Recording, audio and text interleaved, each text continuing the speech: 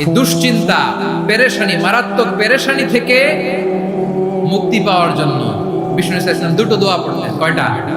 অনেকগুলো পড়তেন। স্পেশাল দুটো দোয়া আজকে আমাদের শিখায়া যাবে, শুনবেন।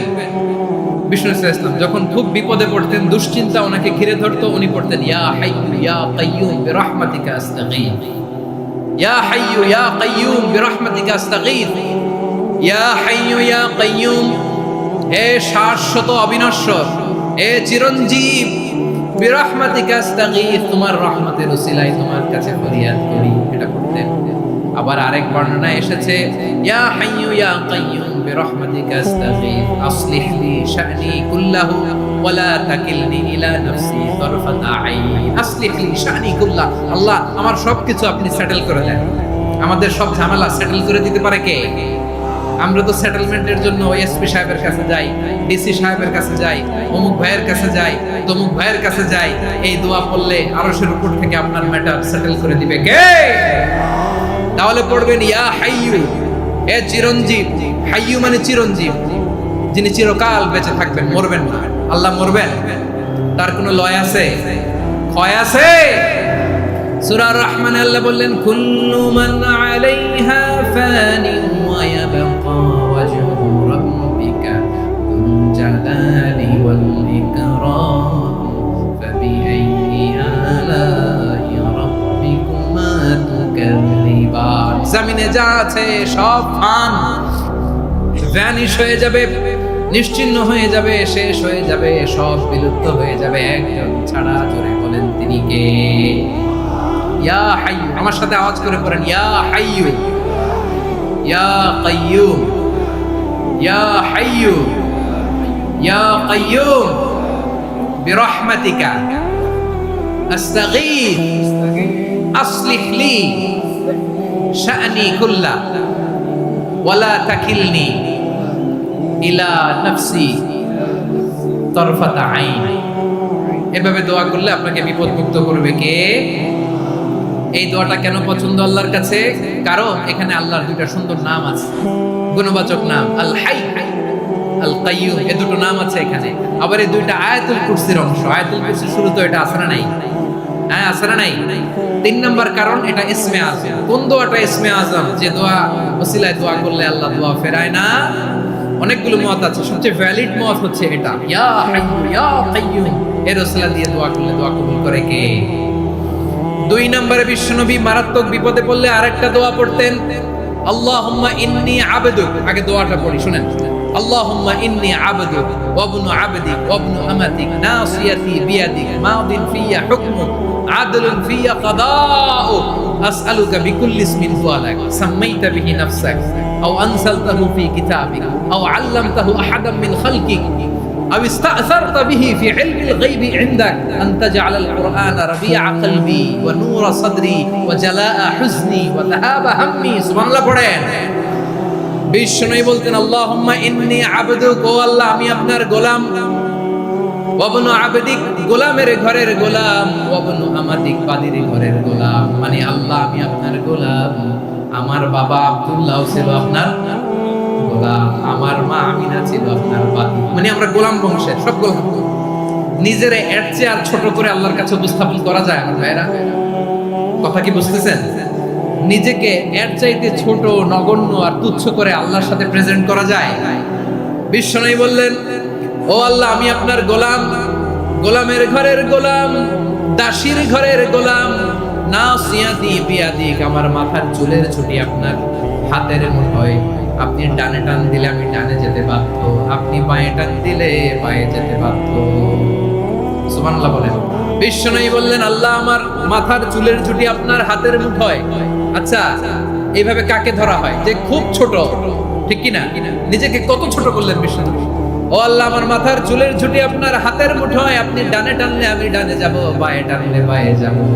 আল্লাহ আসআলুকা বিকুল্লি ইসমিন হুয়া লাক নাসিয়াতি বিয়াদিক মাদিন ফিয়া হুকমুক, আপনার নির্দেশ আমার উপর কার্যকর হবেই হবে। আদলুন ফিয়া কাদাউক, আপনার ফয়সালা, যেই ফয়সালাই আপনি আমার জন্য করেন এটাই ইনসাফ। সুবহানাল্লাহ বলেন। আমরা আল্লাহর ফয়সালায় সন্তুষ্ট হতে চাই না। কত কমপ্লেইন, আল্লাহ তুমি এটা দিলা না, ওইটা পাইলাম না, ওইটা হইল না রে, এরকম অভিযোগ, কমপ্লেইন আমাদের আছে না নাই? আর বিশ্বনবী বলতেন আদলুন ফিয়া কাদাউ, আল্লাহ আমার জন্য তোমার যেটা ফয়সালা এটাই সবচেয়ে শ্রেষ্ঠ ইনসাফ, এর চেয়ে ইনসাফ আর হতে পারে। এভাবে কায়েম মনোবাক্যে আল্লাহর কাছে বিশ্বনবী দোয়া করতেন। এরপরে বিশ্বনবী বললেন, আল্লাহ তোমার যত নাম আছে সব নামের ওসিলায় দোয়া করি, যে নাম তুমি আমাদেরকে জানিয়েছো, যে নাম তুমি আমাদেরকে জানাও নাই, যে নাম তুমি কোরআনে নাজিল করেছো, যে নাম নাজিল করো নাই, যে নাম শুধু নবীদেরকে জানিয়েছো। আর আল্লাহর এমন কিছু চমৎকার চমৎকার সুন্দর সুন্দর নাম আছে, এই নামগুলো রব্বুল আলামিন কাউকে জানাবে না। সুবহানাল্লাহ বলেন। আমরা তো 99 নাম জানি, 100 নাম জানি, কিন্তু আল্লাহর এমনও কিছু নাম আছে যেগুলো আল্লাহ বিশ্বনবীরও জানায় নাই। এগুলো আল্লাহ ইলমুল গায়বে রেখে দিয়েছেন। দোয়ার সময় বলবেন, আল্লাহ তোমার যেই নামগুলো জানি, যেগুলো জানি না, যেগুলো কোরআনে আছে, যেগুলো নাই, যেগুলো নবীরে খাস ভাবে জানাইছো ওগুলোর উসিলায়, যেগুলো কোনোদিন জানাবাও না তোমার ওই নামের উসিলাও তোমার কাছে চাই। আল্লাহ কোরআনকে আমার হৃদয়ের বসন্ত বানাও, আমার বক্ষের জ্যোতি বানাও, আমার চিন্তা দুশ্চিন্তা তুমি দূর করে দাও। বিশ্বনবী বললেন, এই কালিমাগুলো, এই বাক্যগুলো পড়ে যদি কেউ আল্লাহর কাছে ফরিয়াদ করে, তার হৃদয় থেকে দুশ্চিন্তা কাটিয়ে দিবে কে? পড়বেন, এই দোয়াগুলো পড়বেন। আচ্ছা, সব শেষে বলি, ঋণের বোঝায় যারা জর্জরিত, বিষ্ণু ইসলাম চমৎকার একটা দোয়া শিখিয়েছেন। আমাদের অনেকে ঋণের বোঝায় জর্জরিত আছে না নাই? এদিকে কেউ আছেন? থাকলে হাত তোলার দরকার নেই, থাকলে এই দোয়াটা পড়বেন। এক সাহাবীর নাম আবু উমামা, নামাজের ওয়াক্ত ছাড়া উনি মসজিদে যেয়ে বসে আছে। বিষ্ণু বললেন, কি রে আবু উমামা, নামাজের তো ওয়াক্ত হয় না, মসজিদে কি?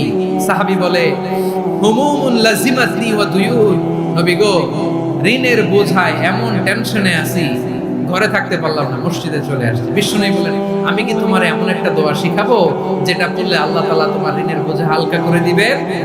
আবু মামা বললেন, ইয়া রাসূলুল্লাহ, অবশ্যই শিখাবেন। বিষ্ণু বললেন, তাহলে তুমি পড়বা, আল্লাহুম্মা ইন্নী আউযু বিকা মিনাল হাম্মি ওয়াল হাসান ওয়া আউযু বিকা মিনাল জুবনি ওয়াল বুখল ওয়া আউযু বিকা মিন গালাবাতিদ দাইনি ওয়া কাহরির রিজাল। ও আল্লাহ, তোমার কাছ থেকে দুশ্চিন্তা থেকে পানাহ চাই, কৃপণতা, ভীরুতা, অলসতা, কার্পণ্যতা, এই সব কিছু থেকে, মানুষের কঠোরতা, আমার উপর মানুষের আধিপত্য এবং ঋণের বোঝা থেকে পানাহ চাই। এই দোয়াটা যখন বিষ্ণু শিখাই দিলেন, আবু মামা বারবার এই দোয়া পড়ে, আল্লাহুম্মা ইন্নী আউযু বিকা মিনাল হাম্মি ওয়াল হাসান ওয়া আউযু বিকা মিনাল আজজি ওয়াল কাসাল ওয়া আউযু বিকা মিনাল জুবনি ওয়াল বুখল ওয়া আউযু বিকা মিন গালাবাতিদ দাইনি ওয়া কাহরির রিজাল। আবু মামা বলে, এই দোয়া আমি পড়তে লাগলাম আর পড়তে লাগলাম, কিছুদিন পরে দেখা গেল বিষ্ণুনবীর শেখানো এই দোয়ার বদৌলতে আল্লাহ তাআলা আমার সব ঋণ পরিশোধের ব্যবস্থা করে দিয়েছেন। পড়বেন, পড়বেন। বিপদ আসলে কোন দোয়া পড়তে হয়, কিভাবে ফরিয়াদের হাত উত্তোলন করতে হয়, কিভাবে রবের দরবারে নতজানু হয়ে ফরিয়াদ করতে হয়, এটা জানার দরকার আছে না নাই? আসলে আমরা বিশ্বনবীর জীবনী থেকে দেখি, বিপদ আসলে উনি কি করতেন। বিপদ আসলেই প্রথমে বিশ্বনবী সাল্লাল্লাহু আলাইহি ওয়াসাল্লাম একটা দোয়া পড়তেন। কি পড়তেন? তিনি পড়তেন, ইন্না লিল্লাহি ওয়া ইন্না ইলাইহি রাজিউন। নিশ্চয় আমরা আল্লাহর জন্য, নিশ্চয় আমরা কার দিকে ফিরবো ভাই? আবার কার দিকে ফিরবো? আওয়াজ করে বলুন তো, আমরা এসেছি কার কাছ থেকে, আবারও ফিরে যাব কার কাছে? এজন্য বিষ্ণুই পড়ছেন, ইন্না লিল্লাহি ওয়া ইন্না ইলাইহি রাজিউন। নিশ্চয় আল্লাহর জন্য, ওই আল্লাহর দিকেই আমরা ফিরে যাব। তারপরে বিষ্ণুই পড়তেন, আল্লাহুম্মা আজুরনি ফি মুসিবাতি ওয়াখলুফ লি খায়রাম মিনহা। একসাথে প্রথমে পড়তেন ইন্না লিল্লাহি ওয়া ইন্না ইলাইহি রাজিউন, তারপর পড়তেন আল্লাহুম্মা আজুরনি ফি মুসিবাতি ওয়াখলুফ লি খায়রাম মিনহা। মানে আল্লাহ, এই যে আমি বিপদে ধৈর্য ধারণ করলাম, এটার সব তুমি আমারে দাও, আর যেটা হারালাম এর চেয়ে ভালো কিছু দিয়ে মেকআপ করে দিও, ভালো কিছু দিয়ে বদল করে দিও। সুবহানাল্লাহ পড়েন। তাহলে বিপদ আসলে আমরা কি পড়ব? কথা বলেন। এই যে আমি শুয়েছিলাম, নাশিদ গাচ্ছিল ওরা, এদেশে পরস্পরে দেখা হলে দেয় সালাম, এদেশে আমজনতার হৃদয় জুড়ে পাকালাম, এদেশে বিপদ এলে সর্বজনে সর্বক্ষণে দোয়া পড়ে ইন্না লিল্লাহি। কি পড়ে? সুবহানাল্লাহ সুবহানাল্লাহ সুবহানাল্লাহ সুবহানাল্লাহ। এদেশে আযান শুনে সূর্য ওঠে শহর গ্রামে, এদেশে আযান শুনে সূর্য ডুবে সন্ধ্যা নামে, এদেশে সকল কাজে সবাই বলে বিসমিল্লাহ, এদেশে ভালো কিছু দেখে শুনে হাসি মুখে সবাই বলে মাশাআল্লাহ। সুবহানাল্লাহ পড়ে। তাহলে বিপদ এলে আমরা কি পড়ি? কথা বুঝলে সবাই উত্তর দিতে হবে। বিপদ এলে কি পড়ি? তাহলে বিপদ এলেই আমরা এখন থেকে ইন্না লিল্লাহ পড়ব, নাকি হাই হুতাশ করবেন? একদল আছে হাই হুতাশ করে, আয় আল্লাহ রে মোর কি হইল রে, মই কি হরমু রে, মই কমবে জামু রে, আছে না নাই? এরকম বিলাপ করতে নিষেধ করেছেন বিশ্বনবী। কি করব, কই যাব, কি হবে, হায় হায়, এরকম হাহুতাশ আছে না নাই? বিশ্বাসীরা হাহুতাশ করে না, তারা ইন্না লিল্লাহ পড়ে। কি পড়ে মনে থাকবে? আমরা পড়ব ইন্না লিল্লাহি ওয়া ইন্না ইলাইহি রাজিউন। নিশ্চয়ই আমরা আল্লাহর জন্য, আমরা আল্লাহর দিকেই ফিরে যাব। এরপর পড়ব আল্লাহুম্মা আজুরনি ফি মুসিবাতি ওয়াখলুফ লি খায়রাম মিনহা। আল্লাহ, আমি যে বিপদে ধৈর্য ধারণ করলাম এটার সওয়াব দিও, আর যা হারালাম তার চেয়ে ভালো কিছু দিয়ে বদল করে দিও। সুবহানাল্লাহ পড়েন। বিশ্বনবীর হাদিস শুনলেন উম্মে সালামা রাদিয়াল্লাহু তাআলা আনহা। ওনার স্বামী হলো আবু সালামা। মজার ঘটনা খেয়াল করে শুনেন আমার প্রিয় কলিজার টুকরা ভাইয়েরা। কানগুলো খরগোশের কানের মতো খাড়া করে আমার দিকে তাকান। সাইয়্যিদাতুনা উম্মে সালামা রাদিয়াল্লাহু তাআলা আনহা, ওনার স্বামীর নাম আবু সালামা। শ্রেষ্ঠ দম্পতি, শ্রেষ্ঠ ফ্যামিলি। প্রথমে হিজরত করেছিলেন হাবাসায়, পরে হিজরত করেছেন মদিনায়। উহুদ যুদ্ধের পরে ওনার স্বামী আবু সালামা ইন্তেকাল করলো, শহীদ হলো। সুবহানাল্লাহ পড়েন। যখন আবু সালামা ইন্তেকাল করলো, উম্মে সালামা রাদিয়াল্লাহু তাআলা আনহা কেঁদে কেঁদে হয়রান। আর নবীর শিখানো বাণী অনুযায়ী তিনি বারবার পড়ছিলেন ইন্না লিল্লাহ। কি পড়ছিলেন? মুই কই যামু, কি হরমু, এগুলো বলেনি। কি বলছে? ইন্না লিল্লাহ। যেহেতু বিশ্বনবী বলেছেন কেউ যদি বিপদের প্রথম ধাক্কায় পড়ে ইন্না লিল্লাহি ওয়া ইন্না ইলাইহি রাজিউন, আল্লাহুম্মা আজুরনি ফি মুসিবাতি ওয়াখলুফ লি খায়রাম মিনহা, তাহলে এই বিপদে যে সে যা হারালো তার চেয়ে শ্রেষ্ঠ কিছু দিয়ে আল্লাহ তার বদল দিয়ে দিবে। এই হাদিস শুনে উম্মে সালামা রাদিয়াল্লাহু তাআলা আনহা ওনার প্রাণ প্রিয় স্বামী আবু সালামার ইন্তেকালের পরে চোখের পানি ছাড়ে আর পড়ে ইন্না লিল্লাহি ওয়া ইন্না ইলাইহি রাজিউন, আল্লাহুম্মা আজুরনি ফি মুসিবাতি ওয়াখলুফ লি খায়রাম মিনহা। বারবার এই দোয়া পড়ে চোখের পানি ছাড়ে, এই দোয়া পড়ে চোখের পানি ছাড়ে, আর মনে মনে বলে আবু সালামার মতো ভালো মানুষ মদিনাতে নাই, আবু সালামার চেয়েও ভালো মানুষ মদিনাতে নাই, তার চেয়ে ভালো মানুষ কি করে আল্লাহ তাআলা আমারে দিবে, তার চেয়ে ভালো মানুষ তো আমি মদিনাতে দেখি না। চোখের পানি দিয়ে বুক ভাসায় আর নবীর হাদিসের উপর আমল করে পড়ে ইন্না লিল্লাহি ওয়া ইন্না ইলাইহি রাজিউন, ইন্না লিল্লাহি ওয়া ইন্না ইলাইহি রাজিউন। পড়তে পড়তে চোখের পানি ছাড়ে আর চিন্তা করে বিশ্বনবী বললেন এই দোয়া পড়লে যেটা হারালাম তার চেয়ে ভালো কিছু দিয়ে আল্লাহ পুরস্কার দেয়। আবু সালামার যে ভালো মানুষ মদিনার মধ্যে আর কে হতে পারে? কি আজীব তামাশা, কি অবাক করা ঘটনা। কিছুদিন পরে দেখা গেল সাইয়্যিদুল মুরসালিন রাহমাতাল লিল আলামিন স্বয়ং বিশ্ব নবী উম্মে সালামাকে বিয়ের প্রস্তাব পাঠিয়েছে। স্বয়ং বিশ্ব নবী উম্মে সালামা রাদিয়াল্লাহু তাআলা থেকে বিয়ের প্রস্তাব পাঠিয়েছেন। উনি রাজি হয়ে গেলেন, বিয়ে হয়ে গেল, উনি হয়ে গেলেন উম্মুল মুমিনিন, আমাদের মা, পুরো মুসলিম উম্মার মা। চিৎকার করে বলেন আল্লাহু আকবার। তাহলে আমার প্রাণ প্রিয় ভাইরা, বিপদে পড়লে আমরা পড়বো ইন্না লিল্লাহি ওয়া ইন্না ইলাইহি রাজিউন, আল্লাহুম্মা আজুরনি ফি মুসিবাতি ওয়াখলুফ লি খায়রাম মিনহা। পড়বেন? পড়বেন না? যারা যারা বিপদ আসলে এই দোয়াটা পড়বেন এখন থেকে আওয়াজ করে ইনশাআল্লাহ বলেন। যা হারাইছেন তার চেয়ে শ্রেষ্ঠ জিনিস দিয়ে বদলা দিবে কে? বিশ্বাস হয়? একটু সন্দেহ লাগে না? একটু সন্দেহ আছে? যাদের বিশ্বাস হবে তাদের কি আল্লাহ উত্তম বদলা দেবে, ঠিক কিনা বলেন? তাহলে বিপদে পড়লেই প্রথমে আমরা এটা পড়ি। দোয়াগুলো যদি এখন মুখস্থ না হয়, এই যে রেকর্ডিং হচ্ছে, পেয়ে যাবে, কালকেই পেয়ে যাবে। শুনে শুনে মুখস্থ করবেন। আমার মায়েরা, আমার বোনেরা, আপনাদের জন্য 3টি মাঠের অ্যারেঞ্জমেন্ট করা হয়েছে, আমি জানি। আপনারাও এই দোয়াগুলো করবেন, আপনার স্বামীকে শেখাবেন, সন্তানকে শেখাবেন, আপনার পুরো পরিবারটাকে জান্নাতের টুকরো বানিয়ে দিবে কে?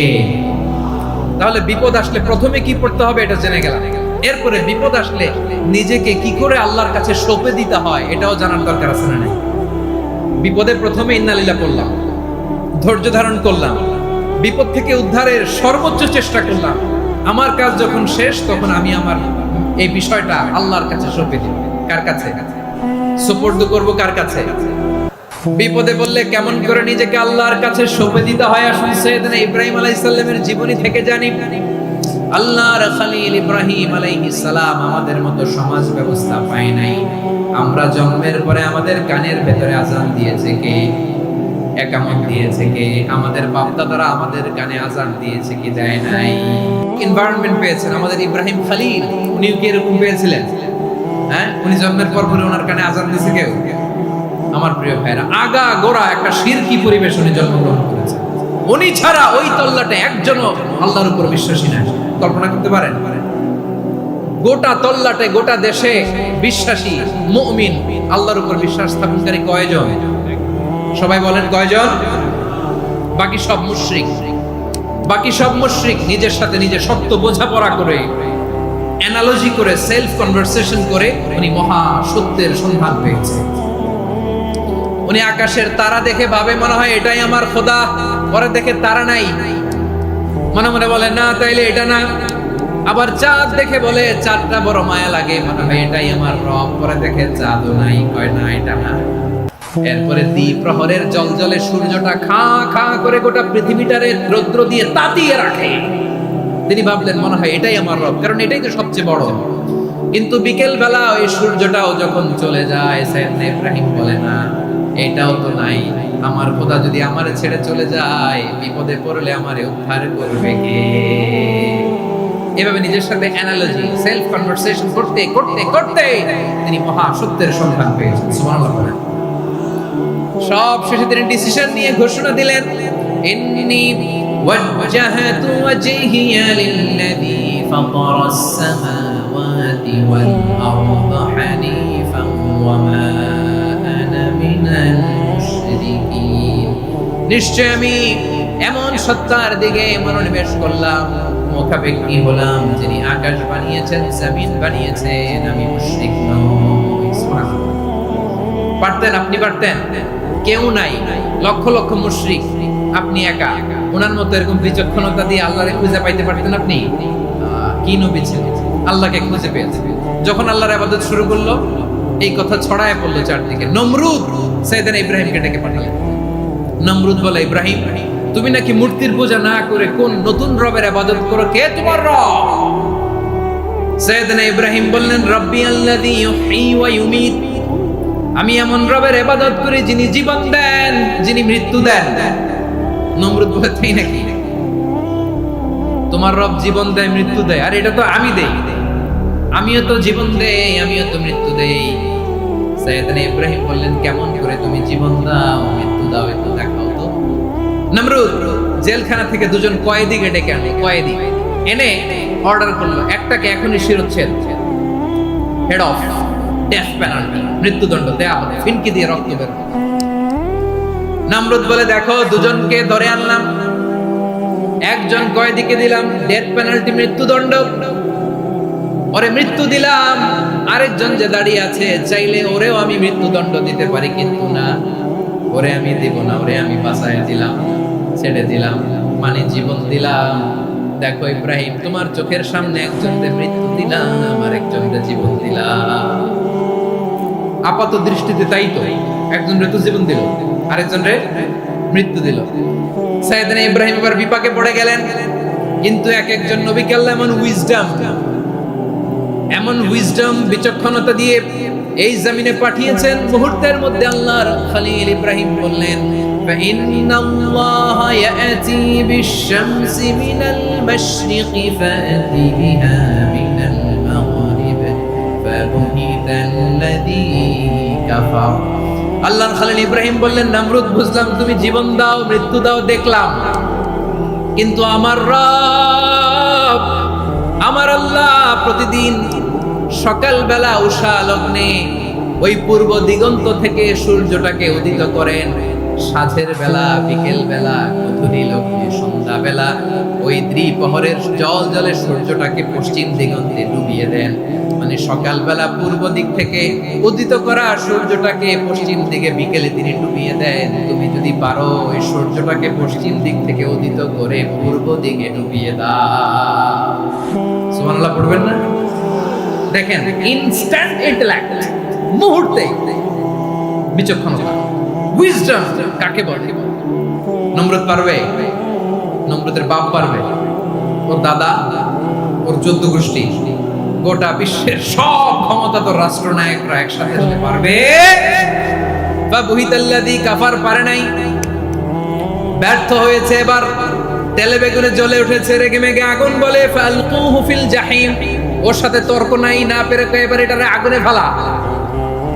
বিশাল বিশাল গাছ কেটে লাকড়ি এনে আগুনের কুণ্ডলি বানানো হলো, দাও দাও দাও দাও করে আগুন জ্বলে। আল্লাহর খলিল ইব্রাহিমকে আগুনে নিক্ষেপ করা হবে। আল্লাহর খলিল সাইয়েদনা ইব্রাহিমের হাতের মধ্যে রশি দিয়ে টাইট করে বাঁধা হলো, পায়ের মধ্যেও টাইট করে রশি দিয়ে বাঁধা হলো। আল্লাহর খলিল ইব্রাহিমকে আগুনের কুণ্ডলির মধ্যে ফেলা হবে। ওমিয়া, আপনি যে বিপদের কারণে ভয় পান, হতাশ হন, এটা কোনো বিপদ ওনার বিপদের সামনে? পটুয়াখালী আওয়াজ করে বলুন, সাইয়েদনা খলিল ইব্রাহিমের বিপদের সামনে আমাদের বিপদগুলো কোনো বিপদ? কোনো বিপদই না, এটা কোনো বিপদই না।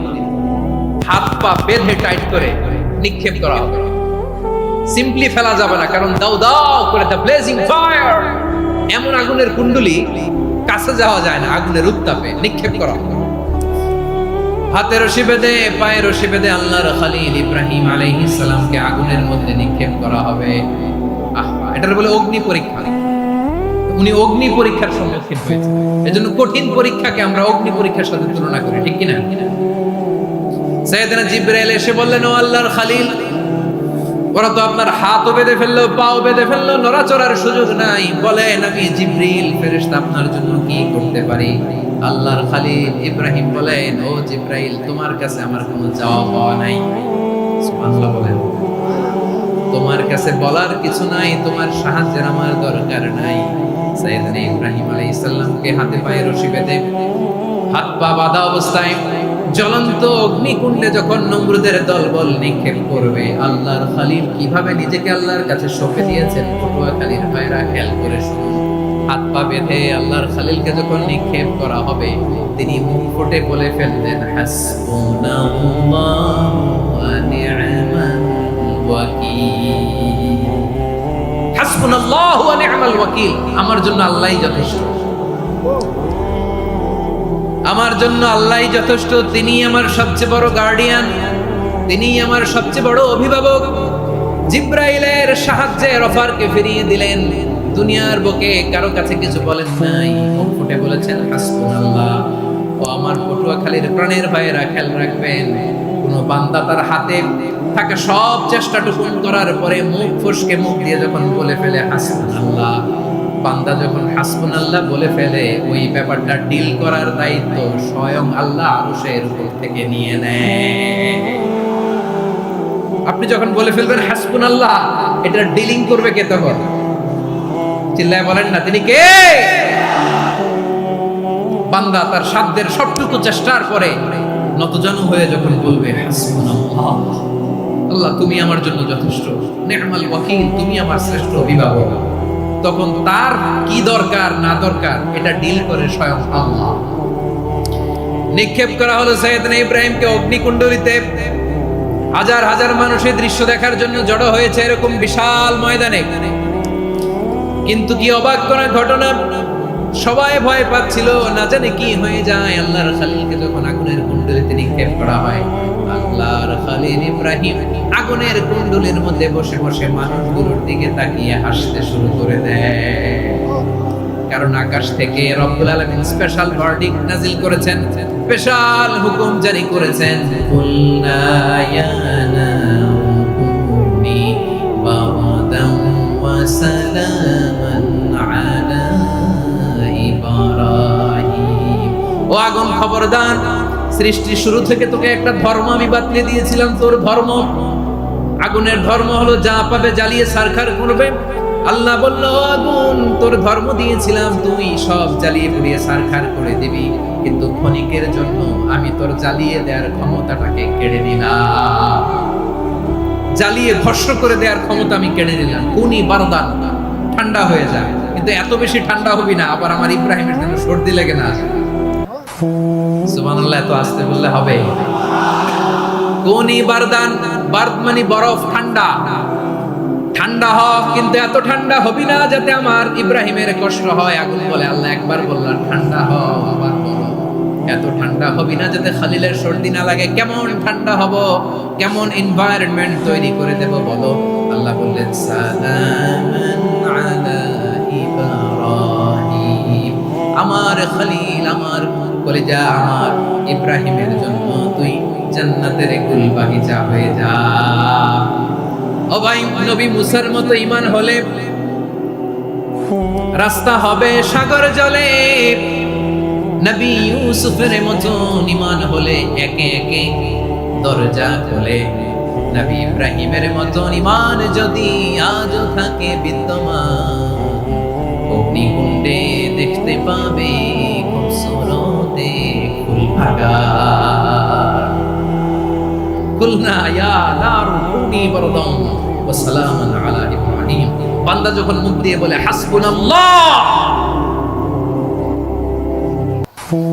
আমার আল্লাহ আমার জন্য যথেষ্ট, এই বলে যখন নিজেকে সঁপে দেয়, তার কি লাগবে ওই দায়িত্ব স্বয়ং নিয়ে নেয় কে?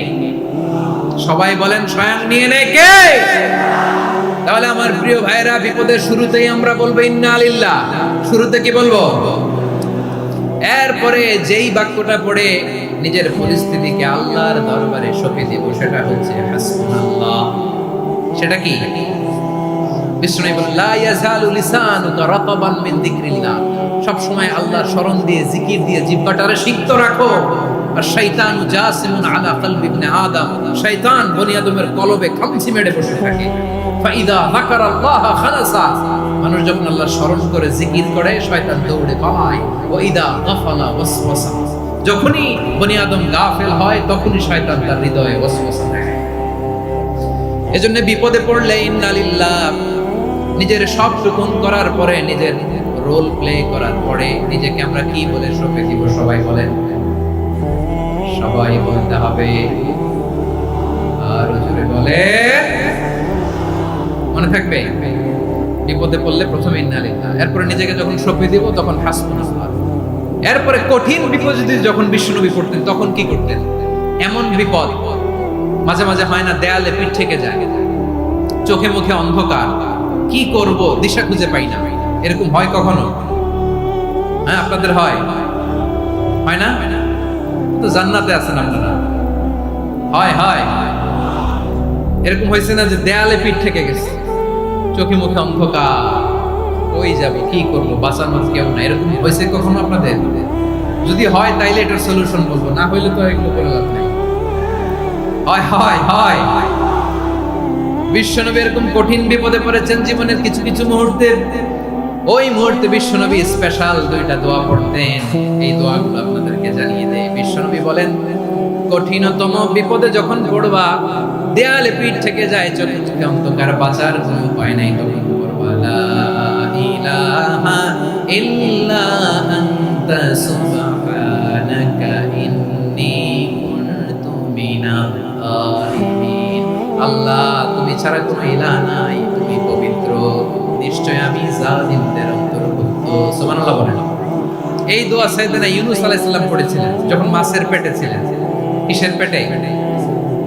এবং অনেক মুফাসসিরিন ইকরাম বলেছেন, অনেক আহলুল ইলমরা বলেছেন, এটা হচ্ছে ইসমে আযম। ইসমে আযম এমন দোয়া যেটা দিয়ে দোয়া করলে আল্লাহ দোয়া কবুল করে, কিন্তু এটা কোনটা, এটা নিয়ে ইখতিলাফ আছে। কোন আহলুল ইলম বলেন লা ইলাহা ইল্লা আনতা সুবহানাকা ইন্নী কুনতু মিনাল যালিমিন, এটা হচ্ছে ইসমে আযম। সাইয়েদনা ইউনূস আলাইহিস সালাম পড়েছেন। আপনারা পড়েননি? তুফান হইলে পড়েন না? আমাদের এলাকায় তো এটা খুব, এটার উপর ব্যাপক আমল আছে। পটুয়াখালীতে কি অবস্থা বলেন? পড়েন পড়েন পড়েন পড়েন। একটা গল্প শুনেছিলাম, পাক হানাদার বাহিনী যখন বাংলাদেশে অ্যাটাক করত, ৭১ সালের ঘটনা বলতেছে, আমরা তো দেখি নাই, শুনছি আর কি। ৭১ যদি দেখতাম, এতদিনে রাজাকার হয়ে যেতাম। আমাদেরকে বাঁচাই দিয়েছে আল্লাহর মেহেরবানি, ঠিক কিনা বলেন? মন মতো হইলে মুক্তিযোদ্ধা, মন মতো না হইলে রাজাকার। কত কিছু দেখলাম এই শাহবাগের বুকে।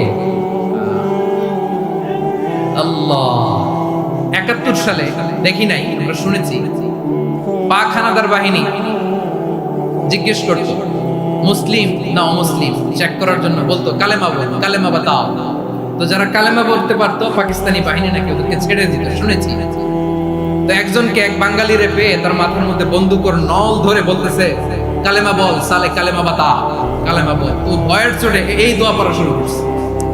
ও পড়তেছে লা ইলাহা ইল্লা আনতা সুবহানাকা ইন্নী কুনতু মিনাজ জালিমিন। পাকিস্তানি বলে সালে ये तो मुसीबत का কালেমা है। বাঙালি কয় হাম তো ভি মুসিবত মে হ্যায়।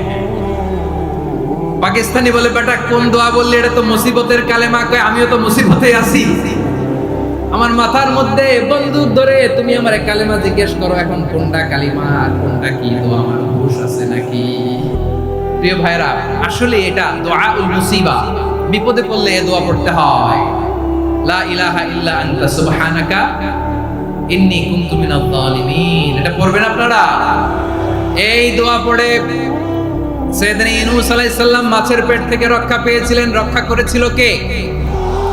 তুমি ইউনূস নবীরে যখন খাইলো মাছেতে গিলিয়া, ফেরেশতা পাঠাইয়া দিলে ইসমে আজম দিয়া। প্রাণে ছিল যাহার ভয় সেথা পাইল আশ্রয়, প্রাণে ছিল যাহার ভয় সেথা পাইল আশ্রয়। মাছের পেট হতে সে যে পেল পরিত্রাণ। আল্লাহু আল্লাহু তুমি জাল্লে জালালুহু, শেষ করা তো যায় না গে তোমার গুণগান। আল্লাহু আল্লাহু সুবহানাল্লাহ পড়েন।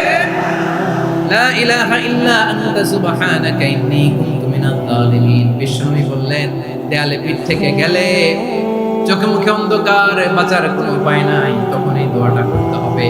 এই দোয়া পড়ে আল্লাহর কাছে ফরিয়াদ করলে বিপদ মুক্ত করবেন কে? কেন এই দোয়াটা আল্লাহর কাছে বড্ড প্রিয় জানেন ভাইরা? কারণ এই দোয়ার মধ্যে 3টা জিনিস আছে। আমি যেরকম আঙ্গুল উঁচু করেছি এরকম করেন তো। 3টা। কয়টা? 3টা। 1 নম্বরে হচ্ছে তাওহীদ, 2 নম্বরে তাসবিহ, 3 নম্বরে তাকরীর। আই রিপিট, আবারও বলছি, 1 নম্বরে তাওহীদ, 2 নম্বরে তাসবিহ, 3 নম্বরে তাকরীর। এই দোয়াটা আল্লাহর কাছে এত পছন্দনীয় কারণ এই দোয়ার প্রথম অংশে আছে তাওহীদ, আল্লাহর একত্ববাদের ঘোষণা। লা ইলাহা ইল্লা আনতা, ও আল্লাহ আপনি ছাড়া কোনো ইলাহ নাই, উপাস্য নাই। এই কথা বললে আল্লাহ বড় খুশি হয়ে যায়। সুবহানাল্লাহ পড়েন। এই দোয়ার দ্বিতীয় অংশে আছে তাসবিহ, মানে আল্লাহর প্রশংসা, প্রশংসা সূচক বাণী। সুবহানাক সুবহানাক সুবহানাক, ও আল্লাহ আমি আপনার পবিত্রতা ঘোষণা করছি। সুবহানাক, এই কথা শুনলে আল্লাহ খুশি হয়ে যায়। সুবহানাল্লাহ পড়েন। এই দোয়ার তৃতীয় অংশে আছে তাকরীর। তাকরীর মানে পাপের স্বীকৃতি। তাকরীর মানে কি? তাকরীর মানে পাপের স্বীকৃতি। এই দোয়ার তৃতীয় অংশে আছে ইন্নী কুনতু মিনাজ জালিমিন, ও আল্লাহ আমি জালিমদের অন্তর্ভুক্ত। আল্লাহ আল্লাহ আমি জালেম, আল্লাহ আমি ভুল করেছি, অন্যায় করেছি, আল্লাহ আমি জালিমদের অন্তর্ভুক্ত। এই পাপের স্বীকৃতি, অ্যাকনোলেজমেন্ট আল্লাহ বড় পছন্দ করে। যখন আল্লাহর কাছে আপনি ছোট হবেন, ছোট হতে হতে যত ছোট হবেন ওই দৃশ্যটা দেখতে আল্লাহ বড় পছন্দ করে। সুবহানাল্লাহ বলেন। 3 নম্বর অংশ ইন্নী কুনতু মিনাজ জালিমিন, আল্লাহ আমি জালেমদের অন্তর্ভুক্ত। সাইয়েদনা আদম আলাইহিস সালাম ভুল করে যখন নিষিদ্ধ গাছের ফুল খেয়ে ফেললেন, ফল খেয়ে ফেললেন, আল্লাহ বললেন আদম ক্ষমা পেতে চাইলে তুমি আর হাওয়া মিলে স্বীকৃতি দাও, পাপের স্বীকৃতি আর পড়ো। রব্বানা যালামনা আনফুসানা ওয়া ইল্লাম তাগফির লানা ওয়া তারহামনা লানাকুনান্না মিনাল খাসিরিন। ও আল্লাহ আমি আদম আর হাওয়া যালামনা আনফুসানা, আমরা আমাদের নফসের উপর বড় জুলুম করেছি। আল্লাহ ওয়া ইল্লাম তাগফির লানা ওয়া তারহামনা, আপনি যদি ক্ষমা না করেন, আপনি যদি দয়া পরবশ না হন, আপনি যদি রহম না করেন, আমরা তো ক্ষতিগ্রস্তদের মধ্যে শামিল হয়ে যাব। এই দোয়া করার সাথে সাথে সাইয়েদনা আদম আর হাওয়া আলাইহিস সালামকে ক্ষমা করে দিলেন কে? তাহলে এই দোয়ার 3 নম্বর অংশ তাকরীর, এটা আল্লাহ বড় পছন্দ করে। আমার কলিজার টুকরা ভাইয়েরা, গুনাহ করে শিকার যেতে হবে, এটা আল্লাহ ভালোবাসেন।